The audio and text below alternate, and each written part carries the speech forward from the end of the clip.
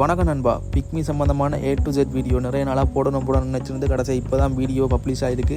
மறக்காமல் எல்லோரும் ஸ்கிப் பண்ணாமல் பாருங்கள். நான் மேலே 2 ஸ்க்ரீன்ஷாட் எட் பண்ணியிருக்கேன் பாருங்கள். அந்த 2 ஸ்க்ரீன்ஷாட்டை நான் லாஸ்ட் 2 months பிக்மியில் பார்ட் டைமாக ஓடி ஏர்ன் பண்ணது. பார்ட் டைமாகண்டா ஒரு நாளைக்கு 4லேருந்து 4.5 மணி நேரம் தான் ஸ்டூடெண்ட்டாக இருக்கும்போது டைம் கிடைக்கும். அந்த டைமுக்குள்ளே நான் ஓடி ஏர்ன் பண்ண கேஷ் தான் நான் மேலே ஸ்க்ரீன்ஷாட் ஆட் பண்ணியிருக்கேன். வார்த்தையால் சொன்னால் யாரை நம்ப மாட்டீங்கன்னு தெரியும், அதனால தான் மேலே ஸ்க்ரீன்ஷாட்டாகவே ஆட் பண்ணியிருக்கேன். உங்களாலேயும் கட்டாயம் ஏர்ன் பண்ணையிலும் இந்த வீடியோவில் ஒரு 6 ஸ்டெப் சொல்லியிருக்கேன். முக்கியமான 6 ஸ்டெப். அந்த 6 ஸ்டெப்பையும் சரியாக ஃபாலோ பண்ணுவீங்களா இருந்தால் கட்டாயம் உங்களால் நான் பார்ட் டைமாகவே இவ்வளோத்துக்கு ஏர்ன் பண்ணியிருக்கிறேன்னா நீங்கள் ஃபுல் டைமாக ஓடினீங்கன்னா இவ்வளோத்துக்கு ஏர்ன் பண்ணுவீங்கன்னு யோசிச்சு பாருங்கள்.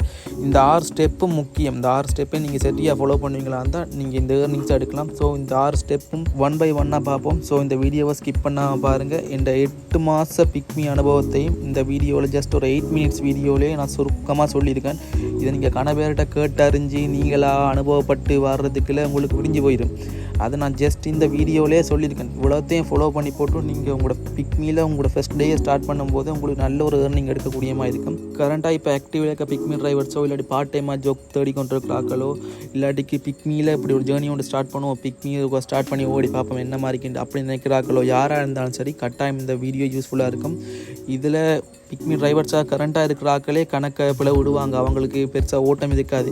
யாராக இருந்தாலும் சரி இந்த வீடியோ பார்க்கும்போது உங்களுக்கு கட்டாயம் பெனிஃபிட்டாக இருக்கும். ஸோ இப்படியான இன்ட்ரெஸ்ட் ஆக்களுக்கு கட்டாயம் இந்த வீடியோ ஒன்று ஷேர் பண்ணி மச்சான் அப்படி ஒரு வீடியோ ஒன்று இருக்குது, அதை பார்த்து போட்டு நீ வீடியோ ஸ்டார்ட் பண்ணி இதில் அவ்வளோத்தையும் சரியாக ஃபாலோ பண்ணி முன்னாலே ஏர்ன் பண்ணிலும் சொல்லி போட்டு நீங்கள் ஏர்ன் பண்ணி காட்டி போட்டு அந்த நண்பருக்கும் கட்டாயம் ஷேர் பண்ணி விடுங்க. அந்த நண்பருக்கும் கட்டாயம் யூஸ்ஃபுல்லாக இருக்கும். ஸோ பிக்மியில் ஜேர்னி ஸ்டார்ட் பண்ணுற எல்லாருமே இந்த வீடியோ மஸ்ட்டாக பார்த்து போட்டு கூட ஜேர்னியை ஸ்டார்ட் பண்ணுங்கள். அதோட நண்பா சின்ன பிஸ்னஸ் ஐடியாஸ் எல்லாம் நிறைய இருக்குது. நான் அந்த பிஸ்னஸ் ஐடியாஸ் எல்லாம் செஞ்சு தான் இந்த ஆட்டோவை வாங்கினேன்.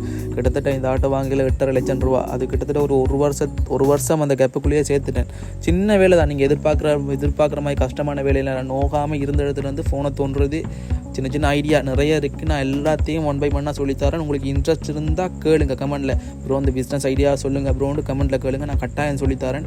ஈஸியாக தான் இருக்கும், நீங்கள் நினைக்கிற மாதிரி ஒன்றும் இல்லை. காசு உழைக்கிறதுக்கு ஈஸியான வழி நிறைய இருக்குது. ஸோ நம்மளோட சேனலை கட்டாயம் சப்ஸ்கிரைப் பண்ணி லைக் பண்ணி வச்சுக்கொள்ளுங்க. நான் உங்களுக்கு எல்லாத்தையும் 1 by 1 சொல்லித்தரேன். அதோட நண்பா இந்த வீடியோவில் பிக்மி டிப்ஸ் அண்ட் ட்ரிக்ஸ் மட்டும் தான் சொல்லியிருக்கேன். நியூ அக்கௌண்ட் எப்படி க்ரியேட் பண்ணுறேன்னு சொல்லி இன்க்ளூட் பண்ணல. அப்படி அதை ஆட் பண்ணியிருந்தான்டா வீடியோ இன்னும் லென்த்தாக போயிருக்கும். ஸோ அதை நான் ஸ்கிப் பண்ணி போட்டேன். யாருக்கும் அது சம்மந்தமாக எப்படி அக்கௌண்ட் நியூவாக க்ரியேட் பண்ணணும்னு தேவையாண்டா சொல்லுங்கள், இல்லாட்டி நான் தனியாக அடுத்த ஒரு வீடியோவே அதை அப்லோட் பண்ணி விட்றேன். நான் தேவையானாக்கள் அதை பார்த்து தெரிஞ்சுக்கொள்ளுங்க. இதில் டிப்ஸ் அண்ட் ட்ரிக்ஸ் மட்டும்தான் இருக்குது. இது மட்டும்தான் மெயின், பிக்மிக்கு தான் மெயின். இதை மட்டும் தெரிஞ்சு வச்சுக்கொள்ளுங்க. இப்போ வாங்க நம்ம வீடியோக்குள்ளே போகலாம். ஃபர்ஸ்ட் ஒன், இதில் தான் நண்பா எல்லாருமே பிள்ளை விடுறது. ஏன்னா ஆரம்பத்திலே நானே கிட்டத்தட்ட ஒரு 1.5 மாதம் 2 மாதத்துக்கிட்ட இதெல்லாம் பிள்ளை விட்டுட்டு திருத்தினா பிறகு தான் எனக்கு சரியான பெட்டராக இருந்தது. இப்போ கரண்ட்டாக ஒரு டிரைவர்ஸ் மாறும் சரி யாராக இருந்தாலும் இதை மட்டும் திருத்திக் கொள்ளுங்க. உங்களோட மொபைல் நெட்வொர்க் தான் முக்கியம். கட்டாயம் நீங்கள் உங்களோட ஃபோனில் உங்களோட ஏரியாவில் எந்த ஒரு சிம் நல்ல ஆக்டிவாக இருக்கோ, பெரும்பாலும் எல்லா இடத்துலையுமே டயலாக் இருக்கும். ஆனால் பெரும்பாலான ஆட்கள் ஹச், மொபிட்டல், ஏர்டெல் அப்படி யூஸ் பண்ணுவாங்க. நீங்கள் டயலாக் சிம் உங்களோட ஏரியாவில் எந்த சிம்மில் நல்ல பீக்கான கவரேஜ் இருக்கோ அந்த சிம்மை யூஸ் பண்ணுங்கள். அதோட அந்த ஃபோனில் அந்த சிம்மை யூஸ் பண்ணும்போது அந்த ஃபோன்லேருந்து வேறு ஃபோனுக்கு ஒர்க் கொடுக்குறதோ பிக்மி மட்டும்தான் ஒன்றில் இருக்கணும். அதை தாண்டி அதில் நீங்கள் ஃபேஸ்புக் பார்த்து கொண்டிருப்பீங்க, டிக்டாக் பார்த்து கொண்டிருப்பீங்க. அந்த டைமில் நெட்வொர்க் லோட் ஆகிச்சுன்னா உங்களுக்கு பேக்ரவுண்டில் உங்களோட பிக்மி ஆப் வேலை செய்யும்போது பெருசாக நெட்வொர்க் வேலை செய்யாது. ஸோ உங்களோட ஃபோன் டிஸ்பிளேல பிக்மி ஆப் மட்டும்தான் இருக்கணும். ஃபோனில் மினிமைஸ் பண்ணி ஃபுல்லாக பேக்ரவுண்டில் இருக்க எல்லா ஆப்ஸையும் கிளியர் பண்ணி விட்டு டேட்டாவை நல்லா கிளியராக வச்சுக்கொள்ளுங்க. அப்போ தான் பிக்மி இப்போ 6 ஒரு ஆள் பேசஞ்சர் ஒரு ஆள் இப்போ ஆட்டோ ஒன்று புக் பண்ணேன்டா அந்த புக் பண்ணுறது சேம் டைமில் 2 டிரைவர் இல்லாட்டி 3 டிரைவருக்கு அடிக்கும். நீங்கள் பிக் பண்ணுற அதே டைமில் உங்களுக்கு போட்டியாக இன்னும் 2 டிரைவர் இல்லாட்டி 3 டிரைவர் அதே புக்கிங்கை எடுக்கிறதுக்கு ட்ரை பண்ணுவீங்கன்னா நீங்கள் எவ்வளோத்துக்கு ஃபாஸ்ட்டாக எவ்வளோத்துக்கு உங்களோட நெட்வொர்க்கும் ஸ்பீடாக இருக்குதோ அதுக்கு அவ்வளோத்துக்கு ஏற்ற மாதிரிக்கு உங்களால் அந்த ரைடை ஈஸியாக 100% ஷுவராக எடுத்துக்கொள்ளலும். ஸோ இதில் தான் எல்லாரும் கணவர் பிள்ளை விடுற விஷயம். இதில் நீங்கள் இனிமேல் பிள்ளை விடாங்க. இந்த வீடியோ பார்த்துட்டு போகிற ஒருத்தரும் இந்த பிள்ளையை விடக்கூடாது. செகண்ட் டிப்ஸ் நண்பா பிக்மி ஹீட் டைம்ன்றது பெரும்பாலான டிரைவர்ஸ் நோட் பண்ணியிருக்கவே மாட்டாங்க. அவங்க கண்ட நேரத்துலலாம் பிக்மி ஆன் பண்ணி போட்டு பிக்மி அடிக்குதில்லைன்ட்டு அழுது கொண்டிருப்பாங்க. ஆனால் எப்போ ஓடணுமோ அந்த டைமில் ஓட மாட்டாங்க. தேவையில்லாத டைமில் ஒன் பண்ணி வச்சுக்கிட்டு அடிக்காது தான். பிக்மி ஓடுறது குறிப்பிட்ட ஹீட் டைம் ஒன்று இருக்குது. காலம்புரை இந்த டைம், மதியம் இந்த டைம், இரவு இந்த டைம் ஒன்று இருக்குது. அந்த டைமுக்குள்ளே ஓடும்போது தான் அடிக்கும். அந்த டைமை விட்டு போட்டு அதுக்கு புறவார டைமில் பிக்மி ஒன் பண்ணி அடிக்கும், குறைவாக அடிக்கும். காலையில் 6:30 இருந்து 9 மணி 9:30 டைம் அந்த டைமுக்குள்ளே பிக்மி ஹெவியாக இருக்கும். ஏன்னா ஹாஸ்பிட்டல் போகிற ஆக்கள் சரி, ஸ்கூல் போகிற ஆக்கள் சரி, வேலைக்கு போகிற ஆக்கள் சரி அந்த டைமில் போடுவாங்க. அப்புறம் 12:30 இருந்து 1:30 2 மணி வரை வரைக்கும். அந்த டைமில் வந்து மோஸ்ட்டாக ஆஃபீஸ் ஆக்கள் லஞ்சுக்கு போகிற டைம், அந்த ஸ்கூல் முடிஞ்சு வீட்டை போகிற டைம், அந்த டைம் அப்படி. அதுக்கு அடுத்து வந்து ஈவினிங் டைம் வந்து கம்பல்சரியாக கட்டாயம் பிக்மி அடிச்சே ஆகும். 5 மணிலேருந்து 7:30 கணக்காட்டுக்கும். இந்த டைமில் ஹாஸ்பிட்டல் முடிஞ்சு போகிறாக்கள், வேலை முடிஞ்சு போகிறாக்கள், டியூஷன் முடிஞ்சு வீட்டை போகிறாக்கள், சகல பேரும் இந்த டைமில் தான் பிக்மி கட்டாயம் போட்டு ஆக. கம்பல்சரியாக பிக்மி சுரண்டு அடித்து கொண்டு இருக்கும். அதுக்காக நீங்கள் காட்டுக்கு 2 கோடி பிக்மி அடிக்கலன்னு சொல்லக்கூடாது. டவுன் பீப்புள் சரௌண்டிங் எங்கே கூடவா இருக்கோ, சனத்தொகை எங்கே கூடவா இருக்கோ, பெரும்பாலும் டவுனான இடமா பார்த்து நீங்கள் நின்றீங்கன்னா மாறி உங்களுக்கு பிக்மி கொழுகி கொண்டே இருக்கும். அது நீங்கள் நிற்கிற இடத்த பொறுத்து தான். இந்த டைமில் நீங்கள் ஓடுவீங்களா இருந்தால் நீங்கள் இது ஒரு பெஸ்ட் டைம் உண்டு. பார்ட் டைம் ஓடுறாக்களுக்கு இது ஒரு பெஸ்ட் டைம் உண்டு.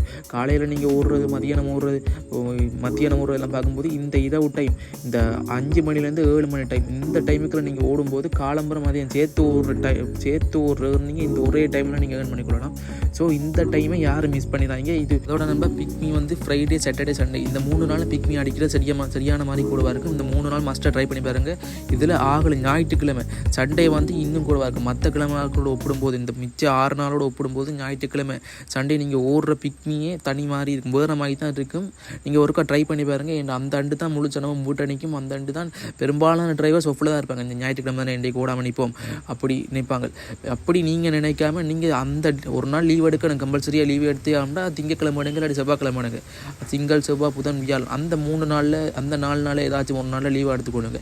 மற்ற வெள்ளி, சனி, ஞாயிறு இந்த 3 நாளையும் கம்பல்சரியாக யாருமே லீவ் டேஸாக எடுத்துக்கொள்வது சரியில்லை. ஏன்னா அந்த 3 நாள் தான் பிக்மி வளமைக்கு மாறா. அந்த கிழமையிலேயே அந்த 3 நாள் தான் நல்ல கூடவா அடிக்கிற அந்த 3 நாள் தான். ஸோ அந்த 3 நாளையும் கம்பல்சரியாக எல்லாரும் யூஸ் பண்ணிக்கொள்ளுங்க.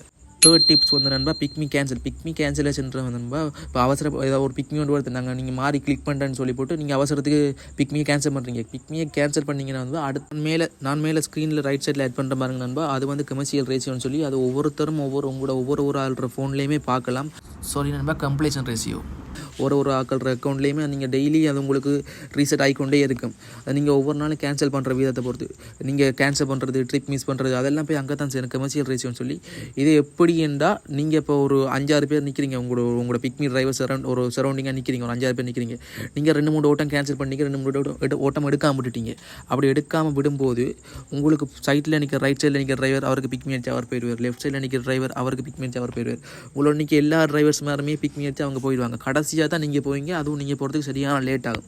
அது என்ன பிரச்சனைன்னா, நீங்கள் பிக்மி கேன்சல் பண்ணிருக்கீங்க, இல்லாட்டிக்கு நீங்கள் பிக்மி அடிக்க பார்த்துட்டு எடுக்காமல் இருக்கீங்க. அப்படி ஒரு ரீசனுக்காக பிக்மி அடிக்காமலே போகும். நீங்கள் இப்படியே பிக்மி மாறி கேன்சல் பண்ணிட்டு இருக்க, ஒரு கட்டத்துக்கு மேலே உங்களுக்கு பிக்மி அடிக்காமலே போகும். ஒரு நாளைக்கு 4 ஐடி, 4 பிக்மி, 5 பிக்மி அவ்வளோதான் அடிக்கும். அதுக்கு கூட உங்களுக்கு பிக்மி அடிக்கவே அடிக்காது. நீங்கள் most of the time pigmy கேன்சலே பண்ணக்கூடாது. நான் பெரும்பாலும் பிக்மி கேன்சலே பண்ணுறதில்ல. பிக்மி எந்த ஒரு ஓட்டம் அடித்தாலுமே எடுத்துகிட்டு தான் போயிடுவேன். ஆரம்பத்தில் கேன்சல் பண்ணிட்டு இருந்தேன்னா பிறகு எனக்கு இப்படியான ஒரு விஷயம் இருக்குன்னு நானே கட்டுறது இது.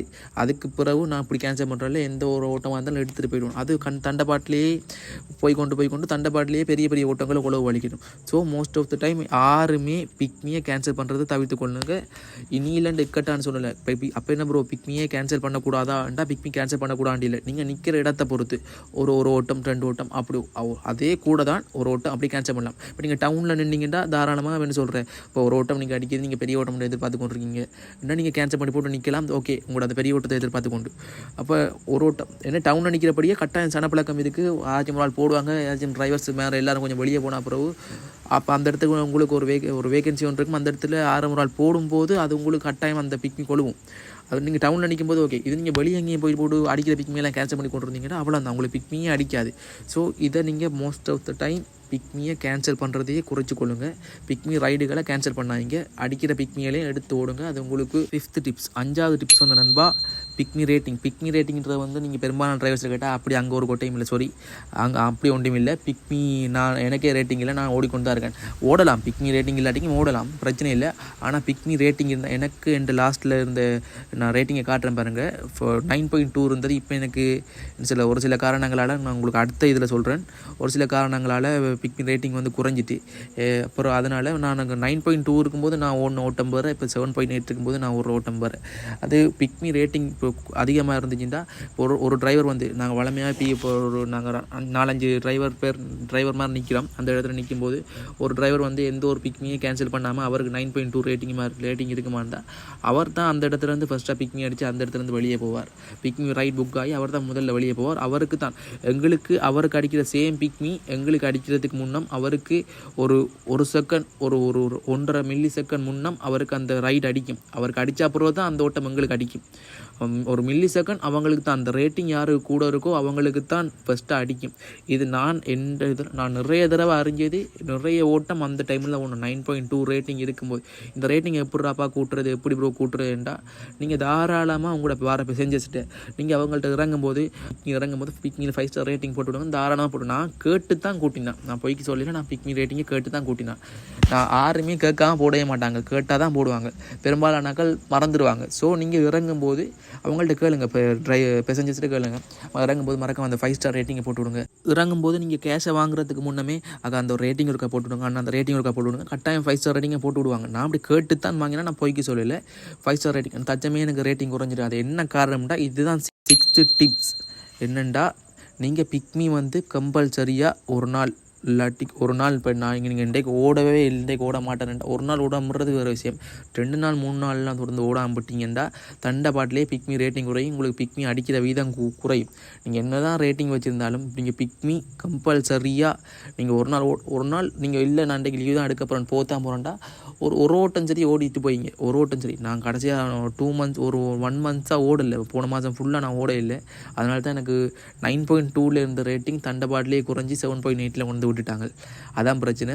ஸோ அதான் பெரும்பாலும் ஒரு நாளைக்கு ஒரு ஓட்டமாச்சும் ஓட பாருங்கள்.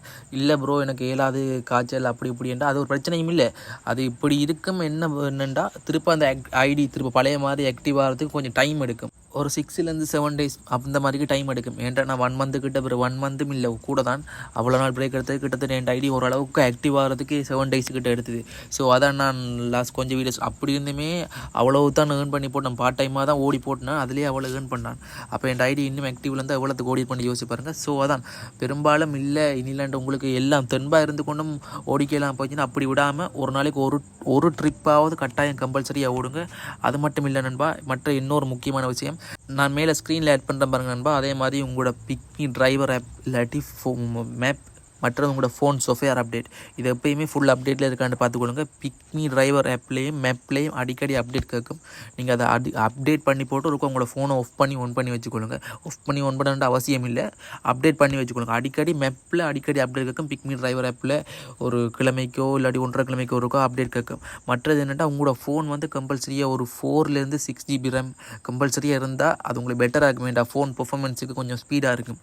ஏன்டா கொஞ்சம் ஸ்பீடாக இருந்தால் தான் கொஞ்சம் என்ன சொல்கிறது நீங்கள் வர இதுகளையும் உடனே பிக் பண்ணி கொள்ள. ஃபோன் கொஞ்சம் லோடான ஃபோன்டா பிக்மி நீங்கள் அந்த ப்ரெஸ் பண்ணுறதுக்குள்ளேயே இன்னொரு டிரைவர் ப்ரெஸ் பண்ணிடுவார். உங்களுக்கு ஒரு ரைடுமே கிடைக்காது. பெரும்பாலும் உங்களோட ஃபோனை கொஞ்சம் பார்த்துக்கொள்ளுங்க. நான் இதுக்காக ஃபோன் வாங்கி எடுத்த அப்புறம் தான் எனக்கு இன்னும் கொஞ்சம் பெட்டர் ஆச்சு. அதனால தான் என்னால் அவ்வளோ ஏர்ன் பண்ணி கொள்ளக்கூடிய மாதிரி இருந்தது.